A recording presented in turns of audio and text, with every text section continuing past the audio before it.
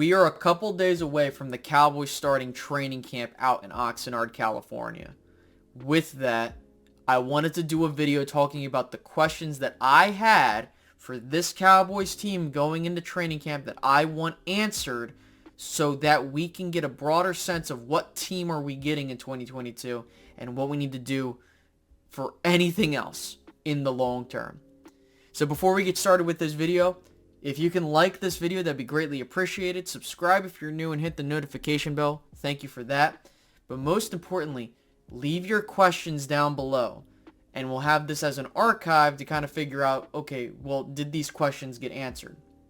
So let's dive straight into the questions that I want answered.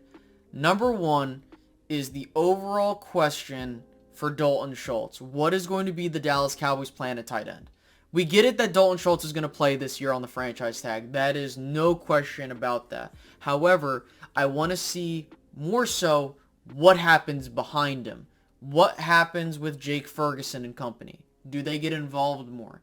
Will we see something to where they're going to try and phase Schultz out? Or are they going to use him so much that they're going to outprice themselves and then eventually either pay him a ridiculous fee or just let him go? Okay, so with that, we understand that Schultz is going to be set to be a productive player for 2022. I don't think that's a question. But the thing is that if he continues to go on this track of, okay, he's going to be a productive player, you got to pay him. Now, the big thing is, well, what do you do outside of that if you don't decide to pay him? That's where you either have to figure it out early on with the guys behind him, or more so, pay him. I know that sounds like a weird question, but again, you need to figure out what you're going to do long term with Dalton Schultz, whether it's yes or no, and the guys behind him, so that we don't get in a situation where we're caught not paying attention. The next big thing is Dak Prescott and putting the injury situations behind him in the past. We're very well aware of what happened in 2020 for Dak Prescott and even in 2021 with all the nagging crap that he went through. With that, we now move into training camp with Dak Prescott with, knock on wood, no issues. And with that, our question now is, with a fully healthy Dak Prescott, what is going to be the expectations for him this year, and what will be the big thing that we'll see from him, okay? And so when Dak says that he's in the best shape that he's ever been, I take it with a little bit of grain of salt because I know everybody freaking says that. But what I think is going to be important here, we will see how Dak Prescott looks this year with how the entire team is being put in a certain light. And I think a lot of people will say, we'll get our questions answered about Dak Prescott this year. If he plays very well, cool. If not, then we'll have those conversations going forward, especially if the injury bug continues to be a thing. And we got to keep that honest, right? So again, if Dak Prescott's injury issues are behind him, then we will be A-okay. Now, the other thing is, what else will the team need to add during the training camp process? Now, this is kind of something that we'll find out as we go along, whether it be adding a linebacker, adding a defensive end, adding all those types of things. I think for me, the team needs to figure out what it will do with the remaining cap space for this year, whether it be giving out one-year deals to guys that are getting cut or guys that are still out on the open market so that we can add talent to the roster for now if we're trying to do something. That is going to be something that will be answered during training camp, and more so we will revisit that as it goes on. If people get hurt, if we find out that maybe we need someone to plug this hole, that is going to be a big thing as we move forward, right? Whether it be trading for somebody in that realm, we'll see. Now, the other thing, too, is the kicker battle. Who, in God's name, will be our kicker? I already talked about it. I think Jonathan Garibay, it's his job to lose. But again, we need to make sure that we're safely in that camp. So, with that, he's going to be fighting off the guy from the CFL And, if they add another guy in here, we'll see how things progress there.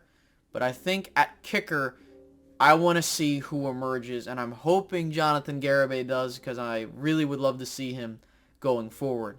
Considering his resume, I think the Cowboys have that guy on the team, and Jonathan Garibay to be their next kicker. The next thing is, how are Michael Gallup and Jabril Cox going to return from injury? Now, we know about Gallup. Gallup apparently is going to be trying to come back earlier than expected, but I'm not going to buy the Cowboys there. So let's just say that he's out for some time. With Gallup being sidelined, it's time to monitor his progress to see how well he's doing so we can get a guess of, okay, what should we expect? And with that, we move to Jabril Cox, who, with him getting his ACL injury earlier in the season, I think we can see him being on the team starting week 1. It's imperative that Jabril Cox plays due to how the Cowboys handled their linebacking core. They have yet to add anybody as of this recording, and more so, what will happen going forward. As we inch closer and closer to the season, we need to see how these injuries from last year affect this year. The final question that I have that's very much so important is the offensive line. What positions will people play? Now, with all that, people will be saying center needs this and all this other stuff. I'm looking at the whole line, and I would say that besides maybe Zach Martin, not even maybe, besides Zach Martin, everywhere else has question marks.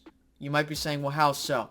Left tackle, yes. When Tyron's healthy, cool. He's playing very well, and we got ourselves a solid left tackle at this point in his career. But we know the when he gets injured territory we're in. So, the guys behind him, who is going to be the swing tackle? The Cowboys have not signed a swing tackle to be behind a guy like Tyron Smith. Whether that's Matt Waletzko, Josh Ball, or whoever on the younger end, that's one thing, but I still think the Cowboys should add a veteran just in case. There are some guys out there in free agency they could acquire, but I don't think they're going to go that route. So you need to figure out who's going to be playing left tackle if he gets down with an injury. Are you going to move Tyler Smith over to left tackle and you're going to play Connor McGovern at left guard, which could happen? Okay, but you need to hammer this home now and not play musical chairs come 2022 in that season where we know what happened last year.